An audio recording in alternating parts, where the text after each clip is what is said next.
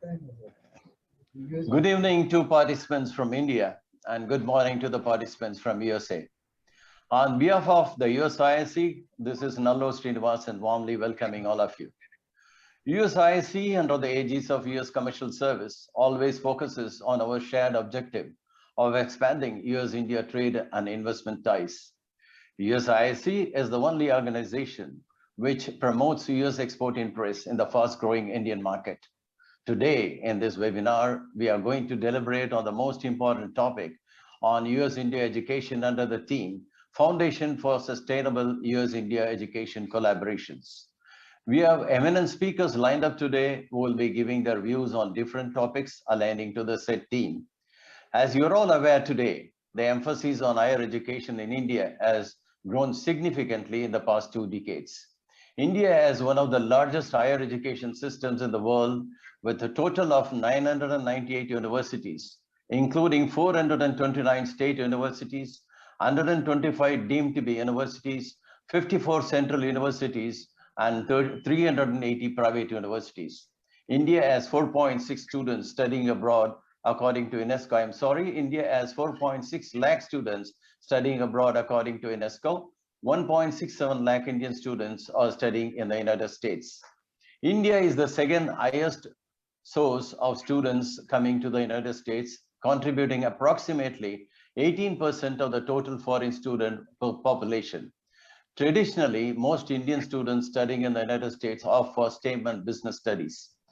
Over 30% of India's population is entering college age, which will face continued growth in demand for higher education. Community colleges, especially those with well-established and reputable transfer programs with 4-year degree program of US universities, have generated growing interest among Indian students in recent years. Thanks to the National Education Policy 2020, India has opened up to the foreign universities and eased norms for twinning programs, curriculum developments, dual degree programs, joint research programs, and many more areas. As on May 2022, a total of 48 foreign universities have shown interest to University Grants Commission of India for running joint dual programs with Indian colleges. The United States of America and India share a strong history of higher education research collaboration and partnerships. By enabling an environment for high quality research, partnerships will hopefully increase university rankings and strengthen India's research culture. However, despite these great efforts to sustain and expand education ties and collaborative research, there are still various challenges and barriers in the US-India higher education relationship. This webinar will possibly offer practical solution for ensuring successful and sustainable US-India higher education collaborations. Moving on to the webinar, USIIC is honored today to have with us our esteemed guest, Mr. Errol Breman Lee, Commercial Officer of the US Commercial Service of the US Consulate, Mumbai. Mr. Lee, as he is affectionately known, comes to the commercial service from the private sector. Prior to joining commercial service in 2015, he worked with the Waters Corporation, built and ran various SMEs, and held a limited appointment position with the Market Access and Compliance Office at Embassy Beijing. Since joining commercial service, he has served a domestic tour at headquarters in the Asia Regional Office and a tour in Osaka, Japan. He brings a wealth of experience and problem-solving skills to his assignments. Lee has over 25 years of experience in various sectors, including financial services, medical devices, robotics, manufacturing, software, and telecom industry. He has done business in Europe, Latin America, and Asia for over 15 years and has extensive experience in developing new business opportunities and identifying creative entry strategies and paths to market for both startups and existing enterprises. He leverages his experience and skills to assist corporate clients in entering or expanding in overseas market through core services and trade events. Both he and his family have lived overseas previously and welcome the opportunities and challenges offered by the commercial service.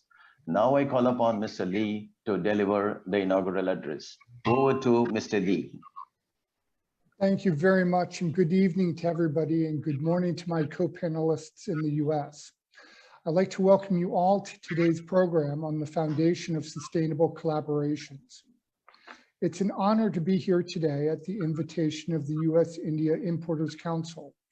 I'd like to thank the USIIC's chairman, Mr. Nellore Srinivasan, and the members of USIIC for hosting this special event.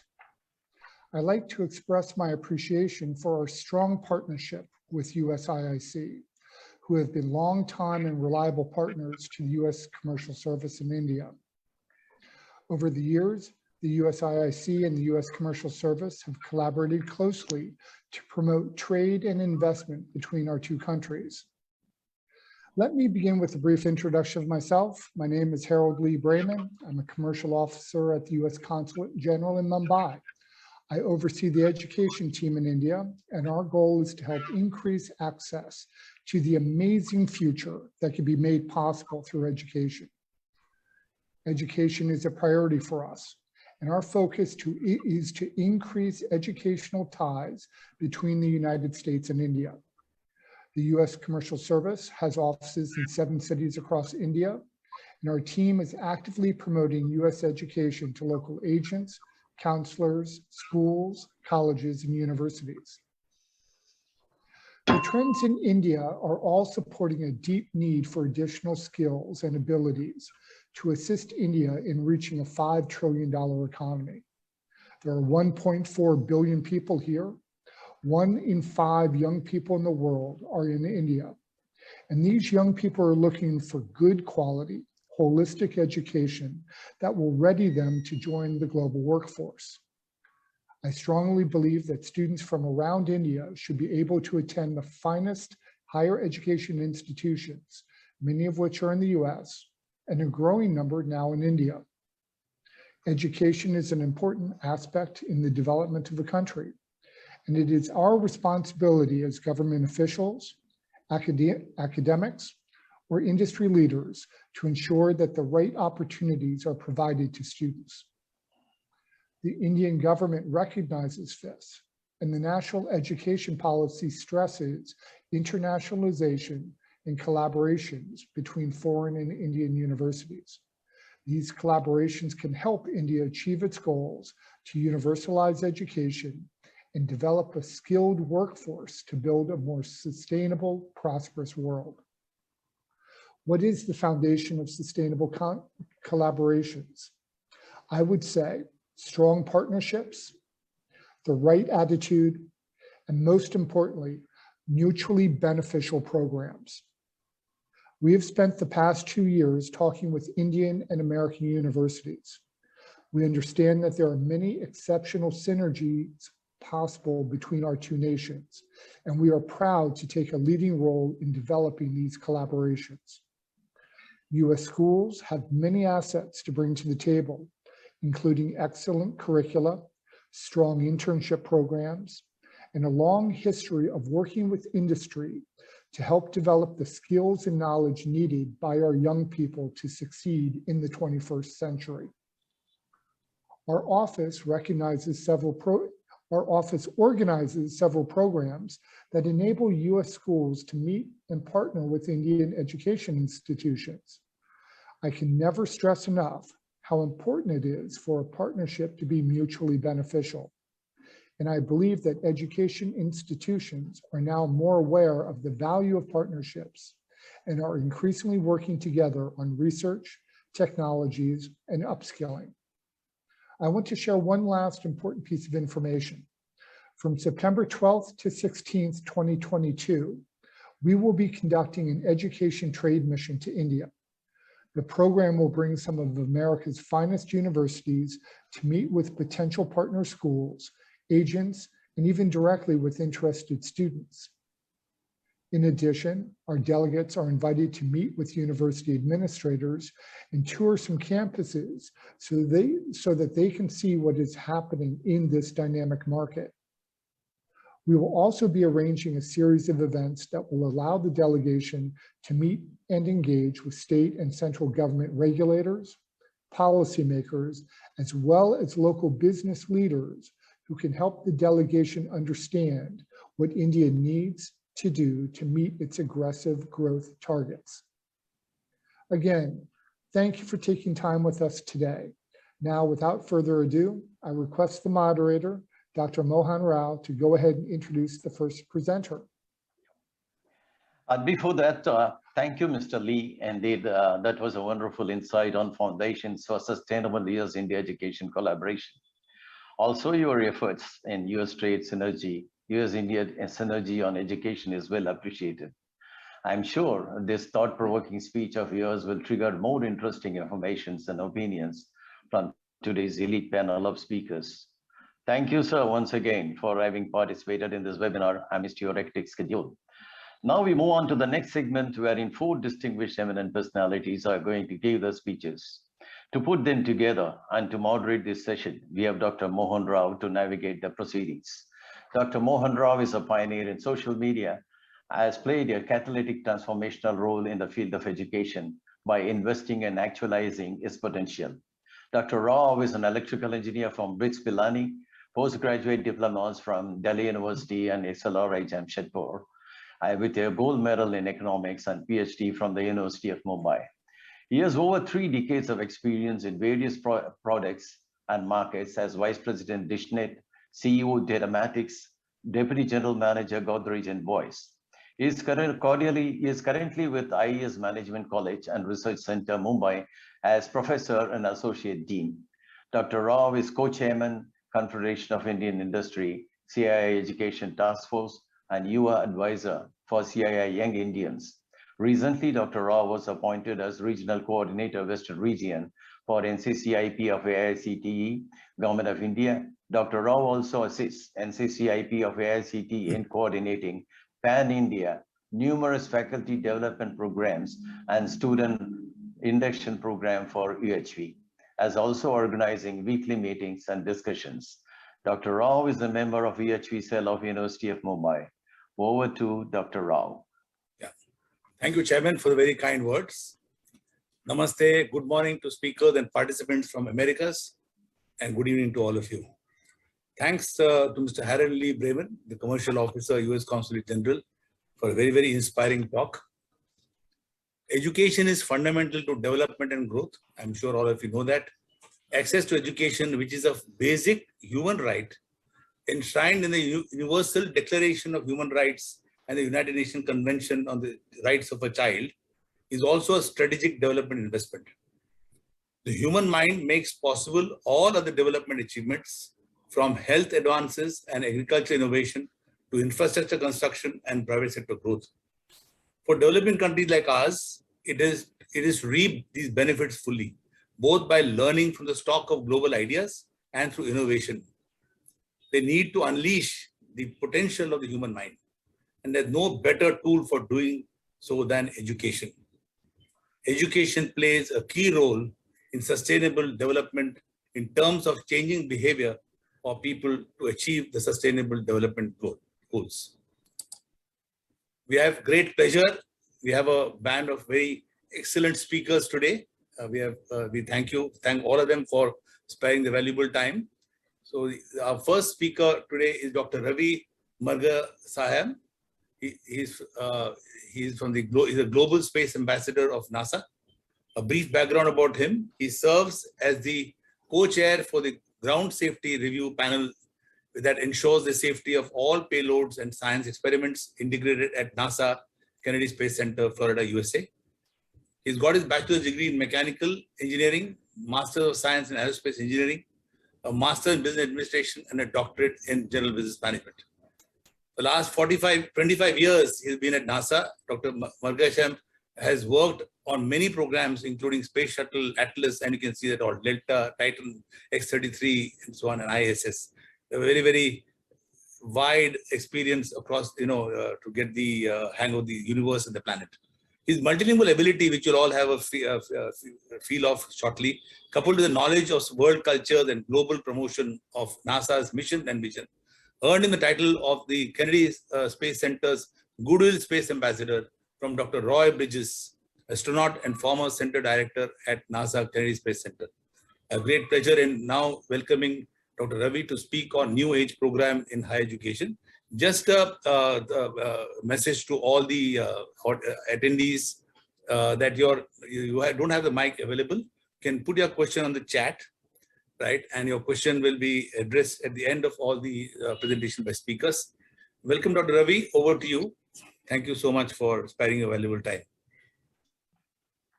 Thank you, Dr. Mohan Rao. Thank you for that great introduction. I'm really humbled. I'm greatly honored and privileged to be part of this webinar today. And really, I'm just an ordinary person in an extraordinary space with all our distinguished hosts today, the speakers, the guests, and the audience. Opinions in this lecture are mine alone, not of NASA's. Benjamin Franklin, one of our founding fathers of America, said once, either write something worth reading or do something worth writing about. To do one or both, we need education. As they say, give a man a fish and he will eat for a day. Teach him how to fish, he will eat for life. My mother would often say, son, they can steal your house, your car, your money, never your education. Education is not about learning the facts, but training the mind to think intensively, think critically, add intelligence plus character. That is the true goal of education, Martin Luther King quoted. A child without education is like bird without its wings, says a Tibetan proverb. All the students in this audience today are like caterpillars, because they'll become beautiful butterfly one day, but they don't know that yet. Success and confidence will follow thereafter once they become the butterfly. I've been tasked to comment new age programs today and higher education. My own journey from Gateway of India, Mumbai, to Gateway to space at NASA has been largely facilitated by higher education in the US. To reach my ultimate destination, to be at the top of the American space program. Today I'll discuss few things which I looked at the agenda and try to make people understand what is different in America versus what is important in America versus what is happening in India. In terms of holistic development, which is my first topic, soft skills are very important. Indian students applying for higher education are very smart, but most of them tend to lack the soft skills they need to succeed in this country. That may include networking skills, communication skills, and other things. Networking is really, it's your true net worth. The second aspect is involvement in community. USA rewards people involved in their community in their own little ways. I know many students getting to good universities become universities because they are contributing to the community.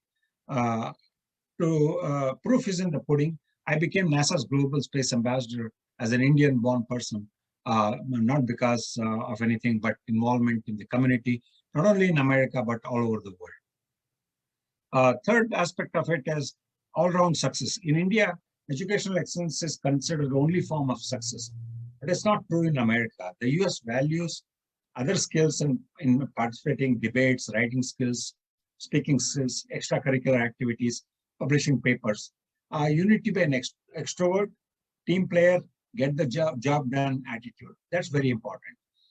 The next segment really, I want to talk a little bit about thinking, or in this case, it's about systems thinking, design thinking, and stuff like that. And it's very important that marketing yourself is very important. When it comes to selling a product, your marketing, it's nothing different than what you want to be selling yourself when you come to a job interview or something like that. Many aspects like LinkedIn posts, websites, portfolios, people are afraid to write in there. It's important for us to communicate with the world. In USA, you need to talk what you can do, not what you know, basically. That means solving problems, critically thinking, team player, and other things. On the space shuttle program I worked, we launched about 100 space shuttle rockets, 700 people to space, many probes throughout all over the universe. What was important was systems thinking. How could a rocket with 6 million parts work together? That's the challenge we had all the time. And that's where systems engineering, test what you fly what you test, comes important. So companies do not want people who are experts in something. They want to solve a problem for them, basically. It's important for them to apply their knowledge and and knowledge and educational experience in different parts of the system, like a matrix organization. It's very, very important. The third part I want to talk about is quantitative reasoning, innovation, technological development, globalization, international relations. All these are combined into becoming sort of an entrepreneur. In India, what I went through, we didn't have the mindset of innovation those days, nor entrepreneurship. Here in America, it's totally different. We are trying to solve a problem. Innovation is all about seeing the limitations of the current state of the art and design a better mousetrap. So look at everything. When you walk around every morning, go around the city, find out what is missing in a particular bullock cart or a car or a plane or a rocket. So once you find the limitations, you improve upon the limitations and build it better. And that's how innovation starts. So anybody with or without education can be an innovator, basically. And the innovation starts with you, basically. The onset of technology is very important as we go. Globalization is becoming, a true statement in the world. We cannot work in this world without knowing internet services, communication services, connecting people across the globe, basically. Even when I was working on the International Space Station, we were working with almost 16 partner countries. Every single space agency in the world, from Japanese mice to all the way to alpha magnetic spectrometer, I used to send it to space and had to work with the entire world, literally. That means understanding the world culture. Being born in the East and growing up in the West gave me a tremendous advantage of understanding both cultures. Having traveled 100 countries, I can attest that I can work with anybody in the world. One time, a NASA administrator called our center director and he said, we have 40 guests from India. This is Dr. Madhavan Nair from ISRO. I don't want anybody but Dr. Ravi to escort them at Kennedy Space Center. Why? Because I could speak about 7 languages from India. So last but not least, emergence of virtual universities. There are pros and cons about virtual universities. Only certain type of students thrive in that environment.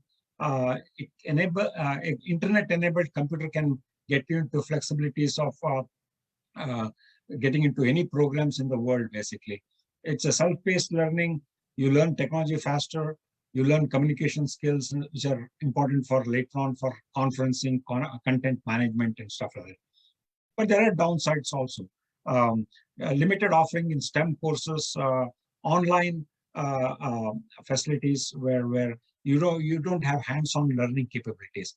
Most importantly, I feel that limited social interaction, interacting with students builds bonds.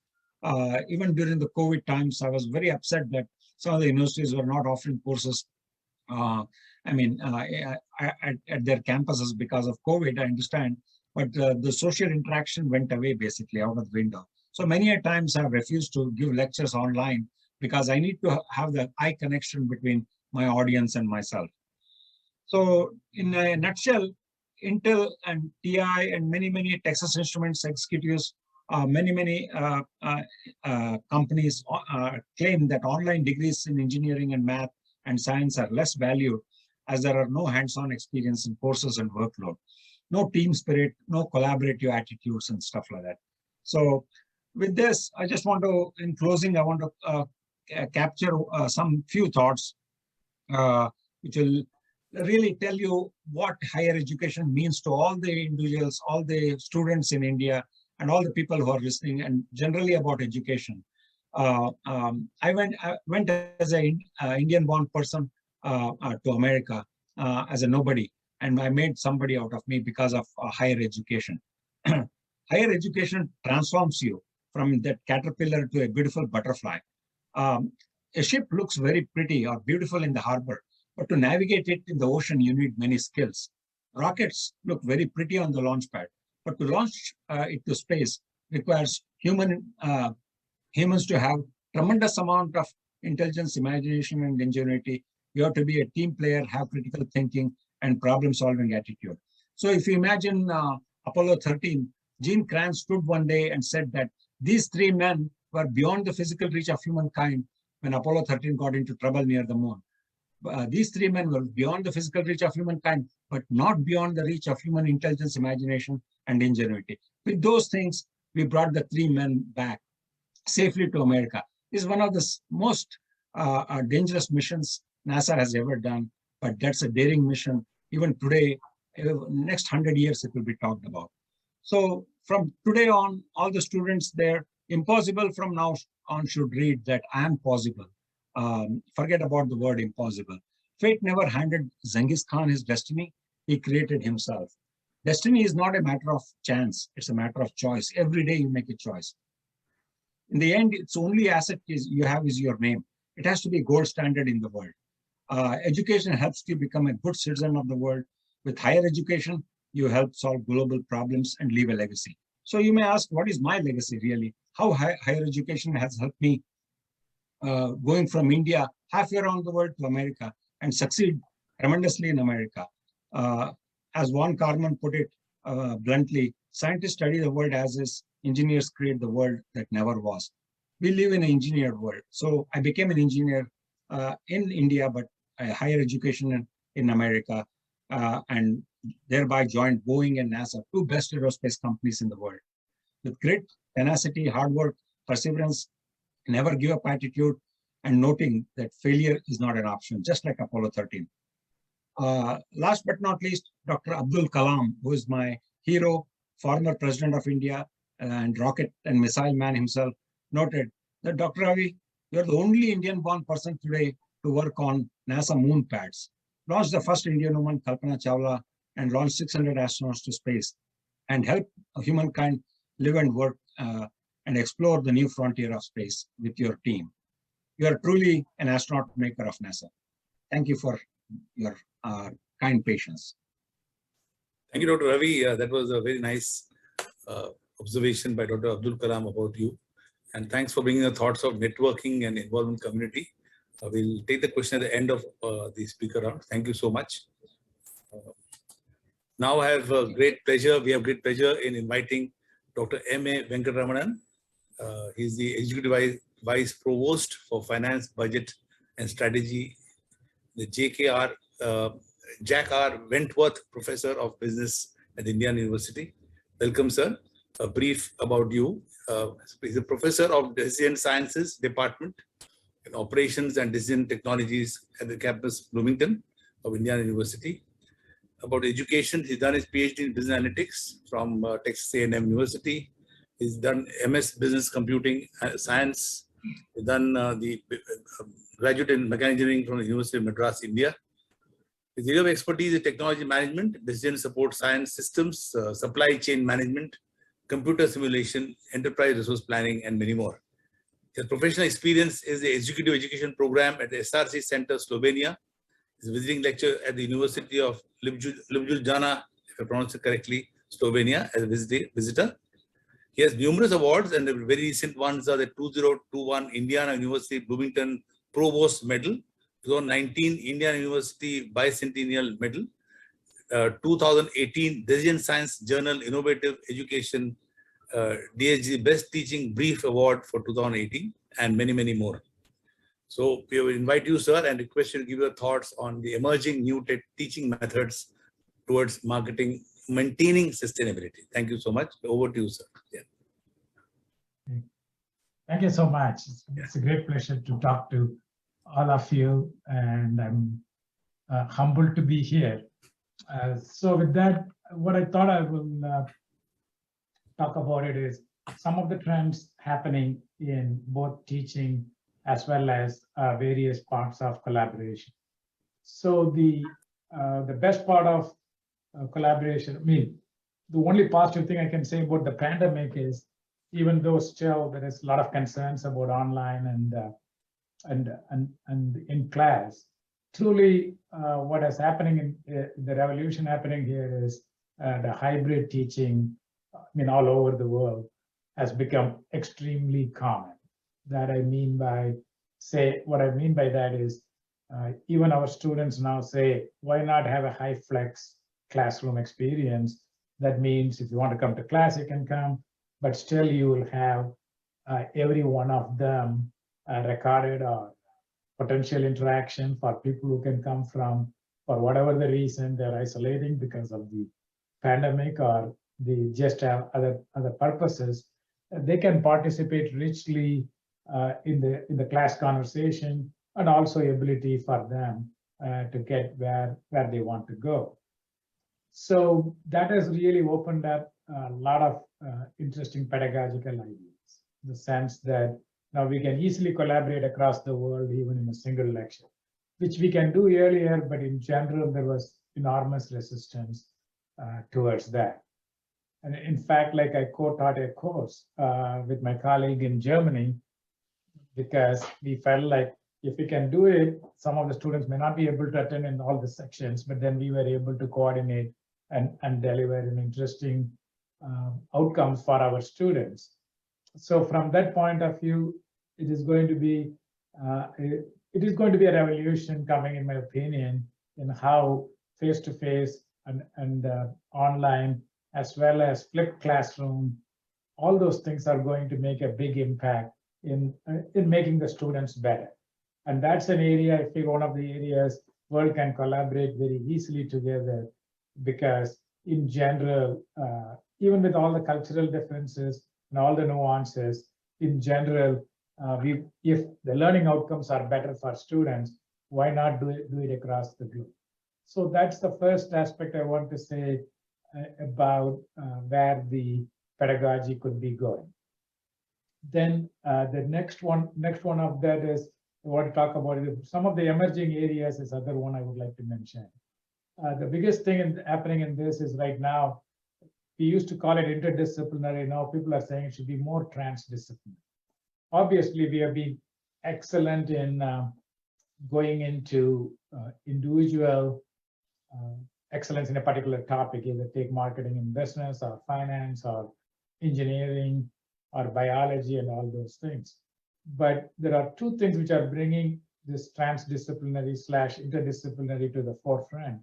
One is the sustainability of this globe and the environment and whatnot. And the second one is our dependence on like renewable fuels and the energy needs in the future world. And the combination of these two, along with pedagogical possibilities, is one of the big trends. So the academics have been siloed before, but right now what is happening in this is every one of the, for example, Stanford is trying to open a new school of environmental sustainability. They just call it new school, but they are bringing civil engineering, social scientists, and everything into a particular school.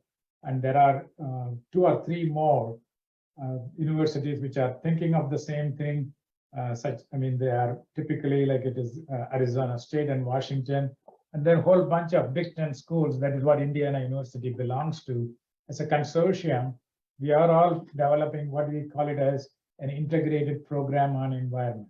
So that allows not only excellence in one particular field, but also ability to see through all the way from human behavior and humanities to science to engineering to business aspect of how to make environmental sustainability as a premium for future of the education. So I see a lot of potential for collaborating in both these dimensions across the globe, because one of the big things in my own area in decision sciences and supply operations management, we work on the global supply chains.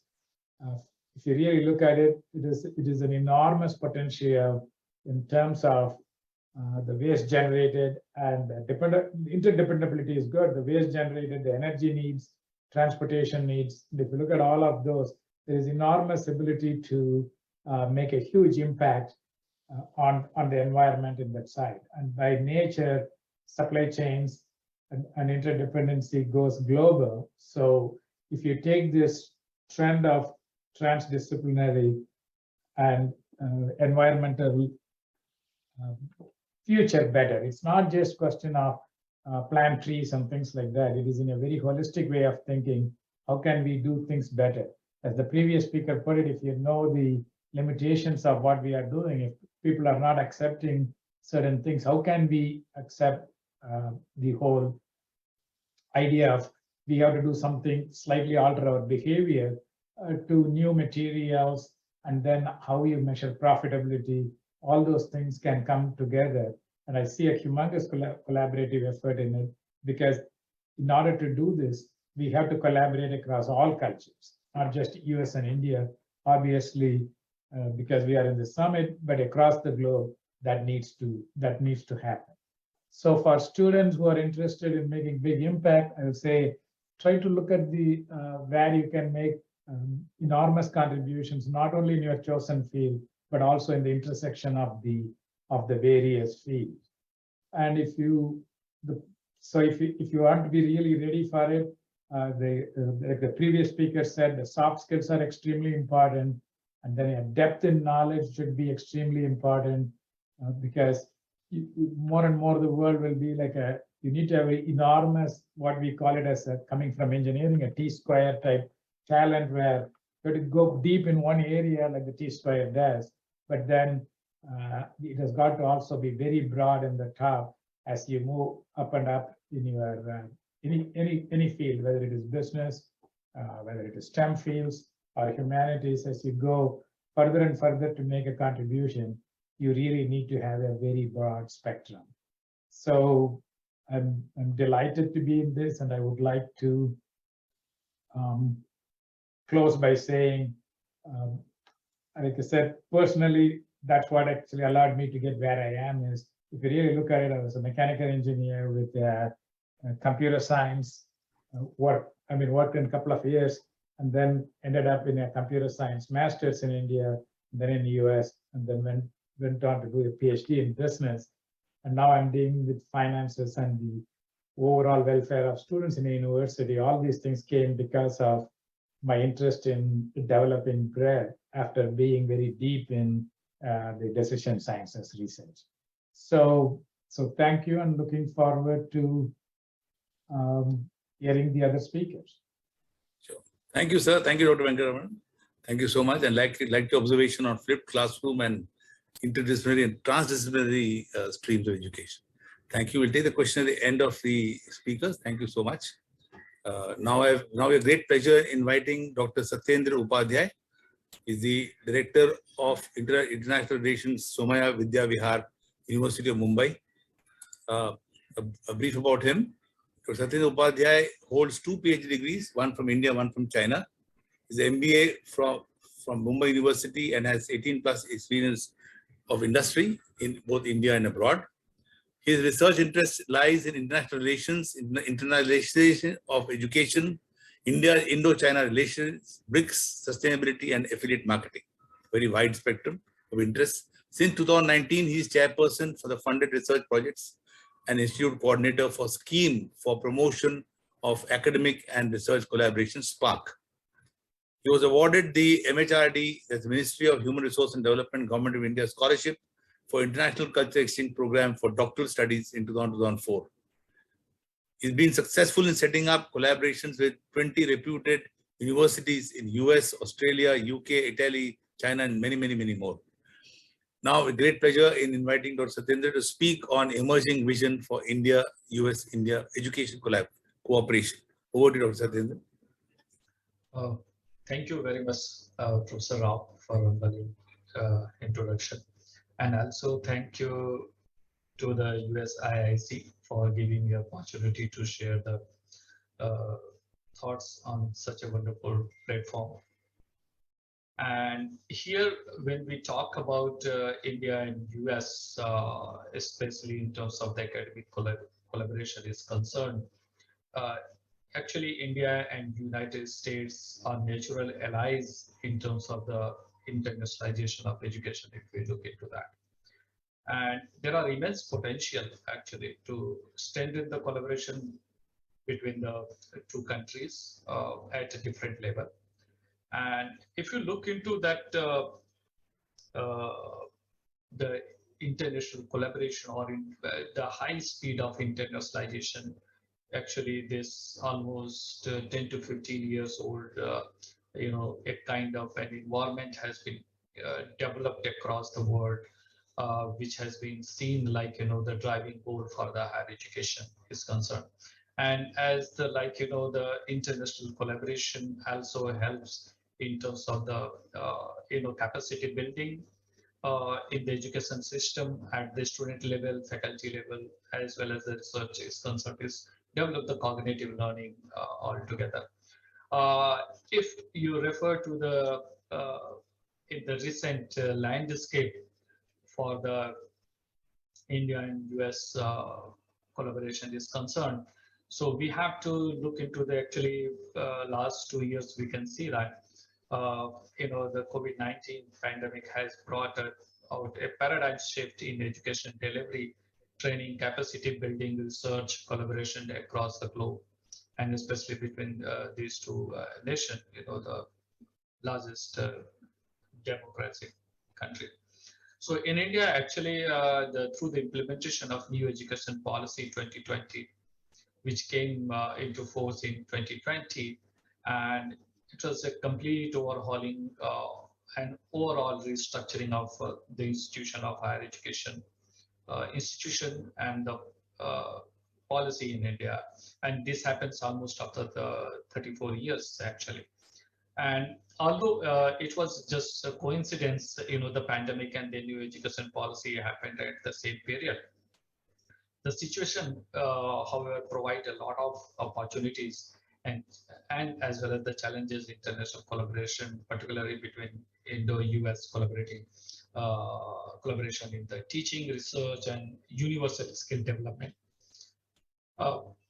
Actually, this new education policy also talks a lot about like giving complete autonomy to colleges, degree granting institutions, teaching universities, and research universities, which envisaged in the policy, which can be a kind of a great extent to remove the hurdles and provide a more comfort environment, or the more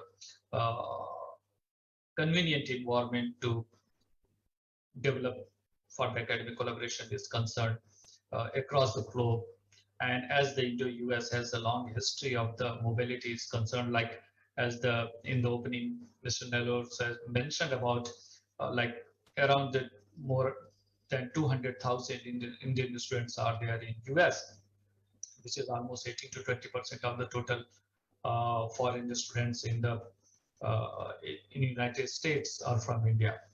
So, however, there's when we talk about the inbound mobility from the United States in India is concerned, it's pretty less, around 3,300 kind of things. So we have to look into that, how we manage the mobility deficit is concerned.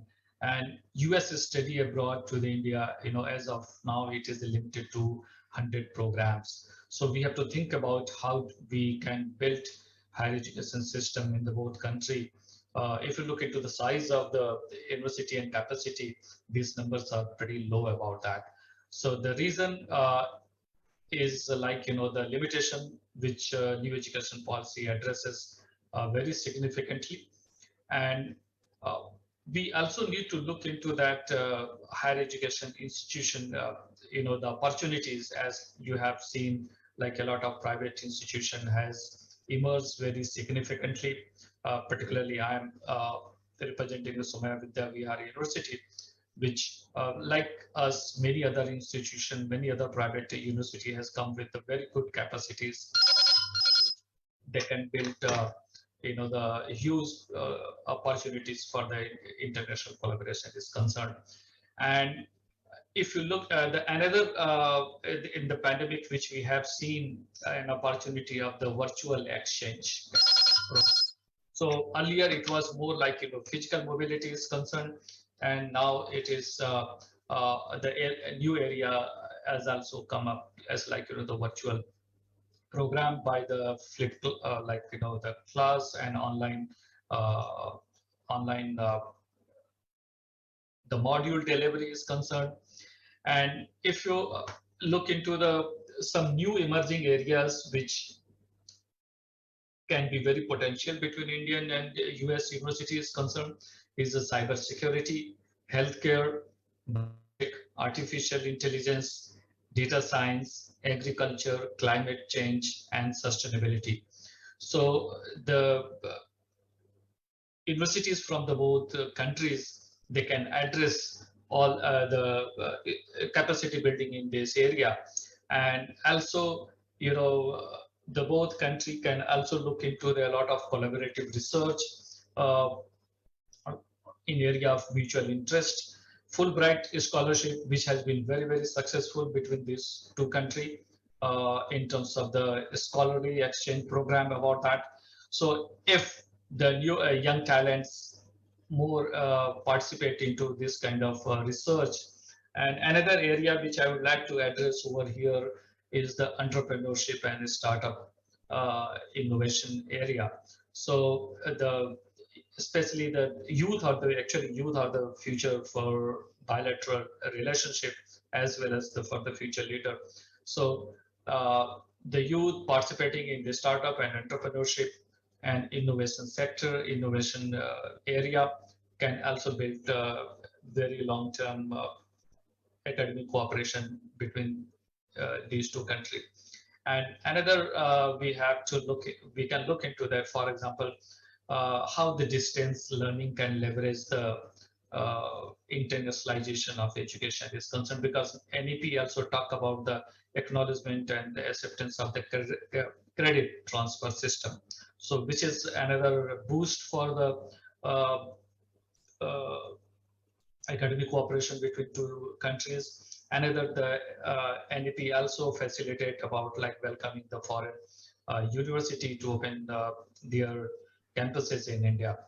And which we can also talk about like education provided within a country by locally, like local university, by offering the program from the foreign partner university in India, as well as like inviting foreign teachers to coming to India to teach, and vice versa. This kind of mobility can also strengthen. So these are few areas which can be looked at as a like emerging area by which the academic collaboration can be built upon, and also at least for the next few decades can build a lot of capacity, and also it can build help to the strengthen the economic cooperation between two countries as well. So there, and at the end, I would like to quote of the Lyndon Johnson. He mentioned about international education cannot be the work of one country. It is the responsibility and promise of all nations. It calls for free exchange and full collaboration. The knowledge of our citizen is one treasure which grows only when it is shared. So, unquote, I will close over here and over to you, Ravi sir.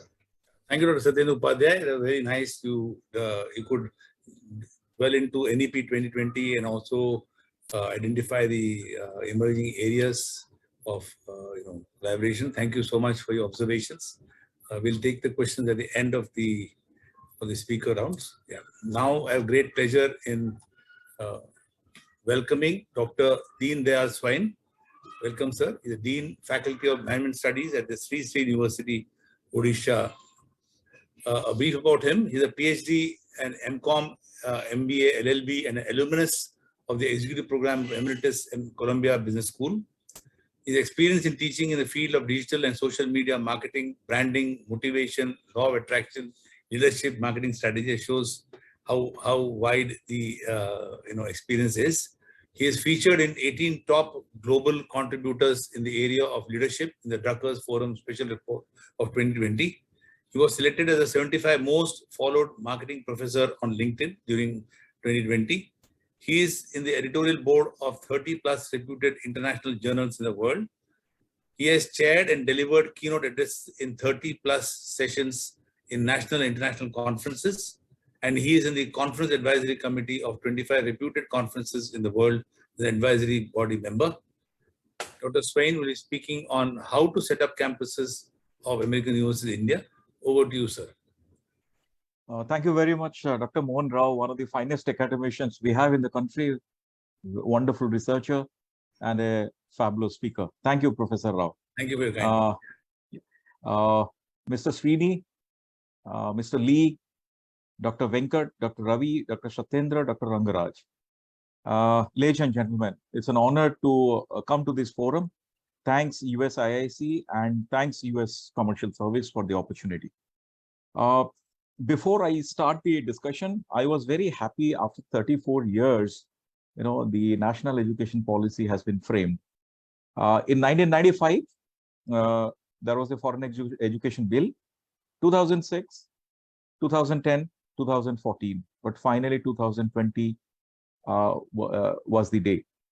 So I was very happy. And when I see the second one, the union budget presentation by Mrs. Nirmala, our honorable finance minister, she talked about world-class foreign universities entry. They will be allowed to offer courses in financial management, fintech, science, technology, engineering, and mathematics. And she talked about Gujarat International Finance Tech City, Gift City, which will be free from domestic regulations, because that's one of the aspects of setting off any university in any part, and especially in India. So before I go into the detail, let me present you some of the facts of NEP and some of the data so that it will set the context for my deliberation and further discussion. As for the consulting firm Ratio, Indian student overseas spending will grow from 28 billion US dollar per annum to 80 billion US dollar by 2024. That is one of the important area of attraction for many universities around the world, in particular US universities.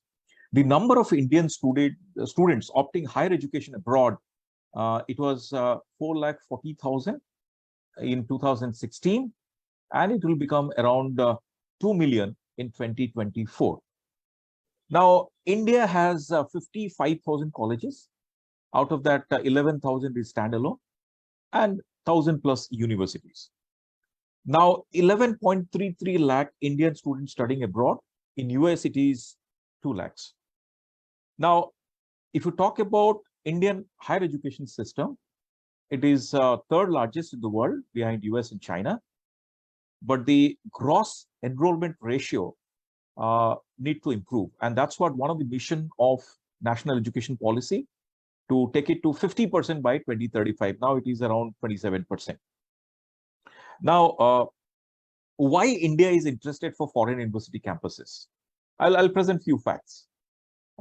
First, better quality education. To stop the brain drain, 8 lakh Indians gave up citizenship in previous 10 years, and attracting foreign students to have a better camaraderie in the education arena. Now, UGC has recently set up a 5-member committee on April 11 to allow top 500 universities in the world as per QS ranking or Times ranking.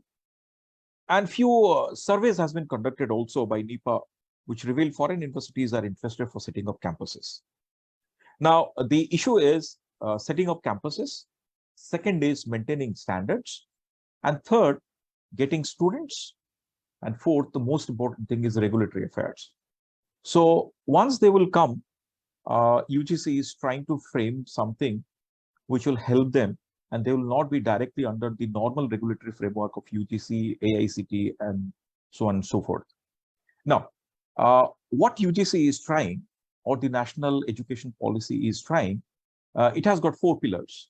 First is access, second is equity, third is quality, and fourth is accountability. So they are moving in this direction by allowing foreign universities to set up their campuses in India with multidisciplinary education system. Now, India is a beautiful setup for all these universities to collaborate. India has got 1,000 plus universities, Central University 54, State 416, deemed 125, private universities 361, institution of national importance 159. And what is the current focus? As some of my previous colleagues talked about, technology, massive open and online courses, might be distance learning, might be one of the options, virtual universities in some specific subjects. So these are some of the facts. Now, what are the challenges? Why foreign universities will be interested to set up their campuses in India? Now, what are the challenges in Indian education? So let us see the gap. The first one is financing, because most of the institutions in India are private funded. So we lack state funding. Now, recently, Government of India is doing a fabulous job by focusing on the education spending. If you talk about public expenditure, now it has reached 3.5% in recent years from 0.6% in 1950s. But if you see other countries, they are well ahead, 6%, 7%, and 8% respectively. I'm talking about China, 6%, and goes on. India, we spend 0.7% of GDP on R&D, which also will be going to increase with the incoming of the national education policy. So now, first is financing. So this is a great area for foreign universities. Second, enrollment. The gross enrollment ratio that you have seen. Third is accreditation. Fourth is quality. And E is, the kind of, political system we are having. But thank God it is favorable now for education with the current government. Fantastic job they're doing. So these are some of the areas where Indian higher education system is struggling, in spite of having, third largest. And very interestingly, we have got young population. 66% of the population is below 35 age. And if you talk about 15 to 35, it is 40% of the population. That's a tremendous demographic dividend. Now here, I will just go to the final part of my presentation in the first round, and then we'll go to the question answer session. Now, what happens if you talk about NEP? What NEP holds for foreign universities? They can listen to these quick 5 facts. NEP is trying to ensure 50% gross enrollment ratio by 2035. 3.5 crore new seats will be added to higher educational institutions. In undergraduate studies, multiple entry and exit option, that credit transfer system, that is a very interesting format. Only the execution part is very important. Multidisciplinary education and research, University of Global Standards. Higher Education Commission of India will be there, except medical and legal education, in place of other regulatory bodies. And then, we'll be going to have Higher Education Commission of India, which will be divided into 4 parts. The first is General Education Council for standard setting. Second is for directive, NHERC. Third is HEGC, Grant Council for sponsorship. And the final one, the accreditation agency, that is NAC. Now, the couple of few points, Academic Bank of Credit, that's a very interesting part. This will motivate many students to join in Indian education system, and they can, take their credit to the American system or the other universities from across the world. And the final one is National Research Foundation. So this is the context. So I talked about NEP, I talked about Indian education, a higher education system. I talked about how foreign universities can, find out their place here.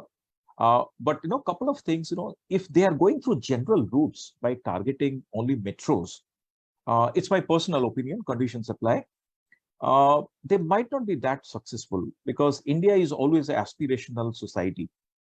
So, if you ask me for an opinion for foreign universities, they should target tier 2, tier 3 universities for collaborations and bring their expertise and quality of education, accreditation, curriculum, and all those things, and build a world-class infrastructure and world-class facilities and courses. Second, they can go and invest their money in Indian traditional education system like Vedanta and all those things. That will be great for them, along with science and technology and the latest area. And the third, they should target some of the tier 2, tier 3 cities, so that, they can use that infrastructure. Because the Land Act, I will stop here. The Land Act is also very important in setting up use campuses, which is, little plus point in US campuses or other parts. So these are my inputs for the timing. Thanks, Dr. Rao, for the opportunity. Over to you. Yeah, thank you, Swain. It was quite a nice way you threw open the kind of opportunity that there in India for US universities. Thank you so much. Now, I request all the speakers, Dr. Ravi, Dr. Venkatramanan, and Dr. Satyendra, to kindly open the cameras so that we can take the questions as they come. Today my role as moderator was more like a teacher taking notes. So I had a very interesting time going through the chat, and happy to find nice questions also. So I will take the first one question round each, and then we'll see, depending on our time, we'll go for the second question round. Here the question from the audience. Dr. Ravi, to you, what do you think about curriculum design in India that will help collaborate with US? Very good question. I think a lot of hands-on experience is what I've been getting continuously on all the time. Indian universities don't provide a lot of emphasis on hands-on experience. So when I went to America, the first semester I was in IIT Chicago in 1975. They let me work on scanning electron microscopy. I had no clue what it was. So even when I went to a Boeing company, they would let me work on the Chinook or Comanche or V-22 helicopters. At NASA, they put me on the rocket launch pad. I never seen a rocket, never launched a rocket. So basically, all this work and knowledge experience you generate is like collecting a toolbox. And this toolbox will help you to go in life. And so one of the things, I was just in Bangalore a few weeks ago for 2 months. And I went to a few universities. I gave a lecture at NITE School of Management and Engineering. What I found out was the lab facilities for satellite building and many areas are not adapted. I think that's one of the things. I think somebody mentioned joint Indo-US collaboration in terms of universities working together and becoming like sister universities, And then what will happen is the emphasis will be on hands-on equipment and design and engineering and testing and all that. So if you build a satellite, you have to fly it. So fly what you test what you fly was the mantra we followed in NASA. And that's why, and Right. Systems integration is one of the best. So if you can't do that, you'll fail. Very nice, sir. Thank you so much. You made very interesting the question and the answer both. Yeah. Yes, so we are Dr. Venkataraman. The question for you, which I figured out from the chat, and I made it this way, since you touched on environment. How does one allow or integrate the experiential study of real social environmental problems in teaching methods? How does one allow to integrate experiential study of real social environmental problems in teaching methods? Yes, Dr. Venkataraman. Yeah. Sure. I think one of the things we created here is also one of the speakers talked about the rural urban divide and things like that. We created something called Center for Rural Engagement, because even in the US, if you look at even in Indiana, especially if you look at the healthcare needs and even the internet needs of the rural communities are not well met, and because of also the growing seasons and the type of rotation of crops are changing. So this rural center for the Center for Rural Excellence and Engagement, what it does is it brings people like me to talk about, when we talk about profitability of rotating the crops and other thing as an example in the class, or other people who are in nursing and other thing, they really take them there. We provide opportunity for them to work with the local community to understand their concerns and whatnot. It's much easier to say, don't waste your plastic bottles when you don't even have any way of collecting them back or ability for them to know what to do with it. So those are the kind of things the students advise the local government and then try to learn hands-on. It's not perfect by any means, but at the same time, it really allows them to provide. Whereas in the business school, it's a lot more easier because we do have a very robust internship program and experiential learning opportunities there. So that makes it easy. Sure, sir. That's very nice. Thanks for the answer. Yes, we have the next question from Dr. Satyendra Upadhyay. This question I'm taking as it is on the chat. I've not done any rephrasing. With this US-India collaboration in higher education, are we looking forward for economic growth also along with sustainability in future? Thank you. I think it's very nice question and very important question in the current scenario is concerned. And as all of us, we have been witness of seeing like various impact of the climate change, uh, unpredicted rainfall, drought, snow, we have seen, I think, across the world. So in today's scenario, no business, no economic growth can be achieved without the sustainability. And that's why United Nations goal 2030 is talked about 17 goals. Also, the zero carbon policy and a lot of initiatives which is going to come. And so sustainability and economic growth has to go hand in hand, and it cannot choose one or other kind of things. And that's why you have, we can also look at the research also says ESG, which is talked about environment, social and governance, is amounted to be about $1 trillion. The sector itself. So you can see that how the sustainability is combined with the economic growth is concerned. The word is also talking about the circularity of the product, circularity of the ecosystem, because we can not afford anymore to dumping the wastage in the ecosystem, and we have to because the sustainability also talk about reuse, repurpose, recycle, about that, and economic growth. That's and one interesting thing I would like to mention over here. When we talk about economic growth, we think about the consumption, and now that when you look into the sustainability, we think about that responsible consumption about that. So there is going to be a challenge to match economic growth with sustainability, but I'm sure as we cannot compromise or take a risk with the climate change issues, so certainly the economic growth and sustainability go hand in hand, and this is a very good area for the especially Indo-US collaboration is concerned to work in this direction. Hope this answer to the question. Yes, absolutely. I think you've given a very good answer and quite a wide scope. Yeah. So now, Dr. Swain, the question for you is somebody asked, let me just take it out. Yeah. Can you give a quick fast track formula how universities, US universities should approach to enter India? Yeah. So India is a huge population, so how do you have a fast track formula to enter India? Yes. Yeah, now the 5-member committee, they are preparing the plan of action. And there is a question in the chat box also that 3-year degree recognition, direct entry into masters. I think, that equivalence rules are also in the, formulation process. So UGC and Government of India, they're trying their best to have a great policy and execution at the same time. So faster entry, if you talk about, I except Harvard Business School, they have got, they are HBR publishing and all those activities. They have already set up their campuses in Dubai, Singapore, and all those places.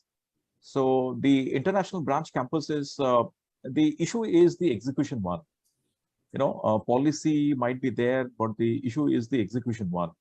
So when they come, there are 2-3 issues in particular. First is how they will be regulated. Number one, so there has to be a clarity in that. Number two, the student acquisition. So how, whether they should approach only Indian continent, India as a country, or they will go to SAARC and other, places. So this is the second one, because there are many campuses, many institutes, many universities. The issue almost, barring the top one, student enrollment is an issue. There are universities, they are floating plenty of courses and plenty of MOUs, but, very few active MOUs and very, few courses. Next year, you'll see some of the courses are down. Some of the courses, the enrollment is half. So this is one issue. So they have to address the second issue, that how they will be going to, take the students. And third, the facilities, how they will be going to, have, 200-acre, 300-acre, 400-acre campus, or they will depend on virtual and, hybrid model. The satellite campus, the parent campus. So, so these are some of the issues which need to be settled before, it looks very lucrative for them. And then in the fourth, apprehension by Indian universities, if these world-class universities will come to the country, then will there be a brain drain from their university to that university? Because, the financial aspects and other aspects, the research, benefits. So these are some of the issues that is there. So if foreign universities, can approach these issues and have a close collaboration with Government of India to build the human capital and the infrastructure here in the country by providing job opportunities for the, people also. So these are all quicker ways. But first is the policy and execution, proper policy and execution. I hope I have answered your question. Yeah, definitely. It's not a McDonald's answer, but a 2-minute noodle answer. Thank you so much. Yeah.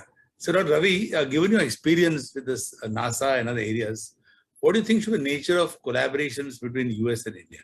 Some thought. We got some time, 4 minutes for a second round. So I thought we'll just pick up some questions. What would be, given your experience in NASA and in 100 countries that you've traveled, what should be the kind of nature of collaboration between US and India? I think the biggest challenge for India and US is to have like some kind of a mindset on developing the students at a very young age. When you start working with the older students, it becomes a little bit of a challenge, not only in America, all across the world. So I would say that that's why I took a different tack and started this NSS, National Space Society USA Mumbai office. It's founded by Wernher von Braun and Delphi Society, and in fact supported by NASA also. So I feel that let me quote a space quote for you. It's my own quote. Space is the ultimate destination for humankind to orchestrate the creations of his heart and chisel the dreams within his mind. So until you touch the heart and the mind of individuals, you're not going to change anything. And for me, trigger and passion, everything has to come together. And that starts very early in the ball game. I was 10 years old when I saw the movie Sangam, and I fell in love with Raj Kapoor. I wanted to emulate him as a pilot so I can marry a beautiful girl and go around the world. Never became a pilot, but I did marry a beautiful girl and went around the world. So anyway, bottom line is, I think the trick is to, like my wife says, if you cut Ravi, there's no blood coming out of his body, only NASA comes out.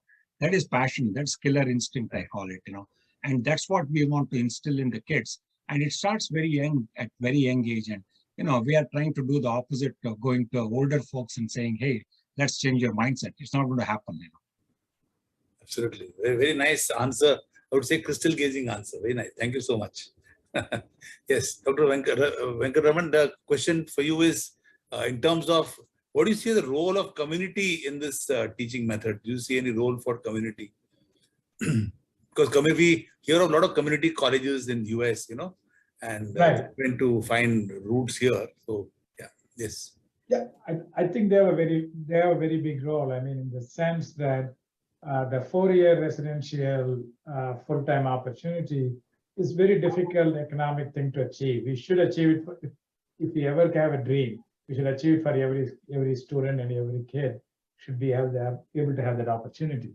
But given the circumstances, both fiscal development of stages of the students, they play a very important role. If you look at it's kind of coming less because of the population shift in US and the number of high school graduates going down. But a significant number of students who accomplish degree start out in that community college environment. Especially if you don't make it at the end of the high school, it gives you an opportunity because especially for men in US who mature a lot later than women, they tend to go to the community college, and then after a few years, it's not like they finish the 2-year program in 2 years. They may take 4 years, work somewhere, and then they go to other universities. Even if they have 2 years of college, it completely transforms them. And so I think they have a very big role. But in this hallowed atmosphere, people kind of look down upon them in a big way. But I do think they provide universities like Indiana or the flagship big universities, a good way to keep our excellence at the same time, allow the rest of the population to have access to higher education. That's a very nice answer, sir. Thank you so much. I'm sure the eyes will open up here for collaborating with community colleges in the US. Yeah, thank you so much. I think we've got a couple of minutes left. So Dr. Satyendra, given your wide experience in research and international cooperation, how do you see US-India cooperation in research?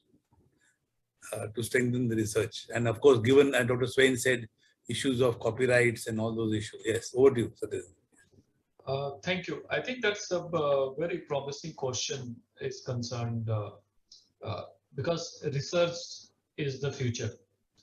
I saw just one question also is talking about the role of sustainability in the research is concerned. So as the US, I think, has the history and also very remarkable progress in terms of the research is concerned. And India has been contributing a lot in the US research as well as the economy is concerned.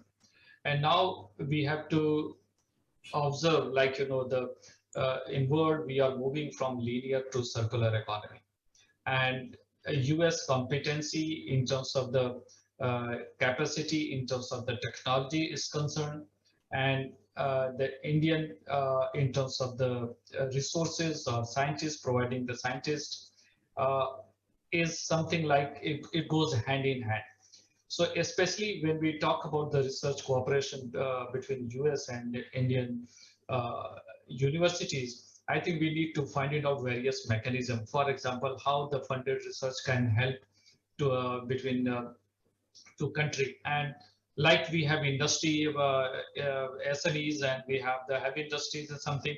So similarly in the research, we have to look into that a smaller project, which we can say minor project, medium project, and the large project. Right. And if this can be funded by the government, by the industry, and by the university. So all the level we have to look into that, and how the student and faculty and industry can be brought together when industry and academia can work together and work on the problems which is needed for the future and also for the sustainable planet is concerned. So I think these are the area which the both country can look into in terms of the research. There are various schemes by the government, but I think a lot of things still need to be done and developed. Good. Nice, thanks a lot for that very expansive answer. Yes, Dr. Swain, interesting question to you, looking at your awards and experience and everything. What do you see your psychology of Indian students as of now and for next few years? Yeah, I think there are 2-3 things. The first is there is a saying, as a brand management professor, I used to teach brand is logo, logo is ego, and ego is revenue. So there will be, so this has changed, after the pandemic and the introduction of online platforms and technology. So there will be tremendous pressure on the, bottom line for the universities also. You cannot blindly charge because, you belong to top 10 or top 5 in the world. So whatever you want to charge, you cannot charge right now. So there will be a pressure on the bottom line. That is first. So students, it will not be easy for, attracting students on the basis of brand equity only. So that is one. The second one is Indian students are always aspirational. They go abroad for lifestyle. They have a dream of, moving in that, that city or on the roads. So when foreign universities will come to India, I don't know how they will be going to, manage this thing. They might be having exchange program or some kind of, setups like 6 months there or something here, some kind of, setup has to be there because Indian students are always aspirational. So, they belong to India. So they will love to, either go for 6-month course in US or Singapore or other places. The third is, now students have multiple options and multiple entry and exit and credit system. So this will put tremendous pressure on the educational institutions. I belong to an university. So now, it's only 1 year. After 1 year, I mean, if you're really good, then student will stay there. Otherwise, students have many options. Obviously, the condition applies that whether he will, she is getting an opportunity somewhere else. So these are cost benefit analysis has to be there. So in services marketing, when we teach, we talk about 4 gaps. The knowledge gap, standard gap, performance, and communication gap. So these are 4 things universities need to reduce to attract more students into their brand wagon. Sure. Thank you so much. Ladies and gentlemen, the United States and India share a strong history of higher education research collaboration and partnerships, which serve as the crux of the interdisciplinary cooperation between the two countries. However, despite these great efforts to sustain and expand education ties and collaborative research, there are still various challenges and barriers in the US-India higher education relationship. Looking at the number of questions and the excellent presentations by our esteemed speakers today, this webinar has suggested some practical solutions and the best practices to ensuring successful and sustainable US-India higher education collaboration. Thank you, esteemed speakers. May now request our chairman, USIIC, Mr. Nallur Srinivasan, to take this webinar forward. Over to you, sir.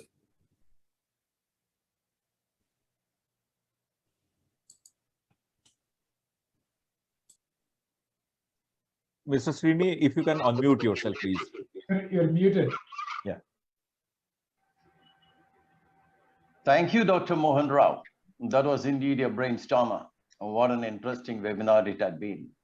I'm sure the listeners would have had their knowledge enriched by these wonderful speakers. Now, moving on to the last lap of the program, I call upon Dr. Rangaraj to offer his reflections as well as deliver the vote of thanks. Dr. Rangaraj is the founder chairman of USIIC. Dr. Rangaraj completed PhD from the University of Mumbai in 2004.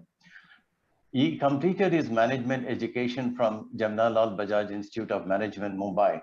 He joined Citibank as management trainee. After receiving training in international banking, the services of Dr. Rangaraj were seconded to the US Foreign Commercial Service, US Department of Commerce. He served for almost 18 years in the US Consulate General, Mumbai as a trade specialist. Dr. Rangaraj conceived and developed visits to India of several US business delegations, trade missions, and joint ventures. All this resulted in the expansion of Indo-US bilateral trade and economic relations, covering several industrial sectors. He then joined the Indo-American Chamber of Commerce as its executive director in the headquarters in Mumbai. Later, Dr. Rangaraj joined the SR Group in Mumbai as senior vice president.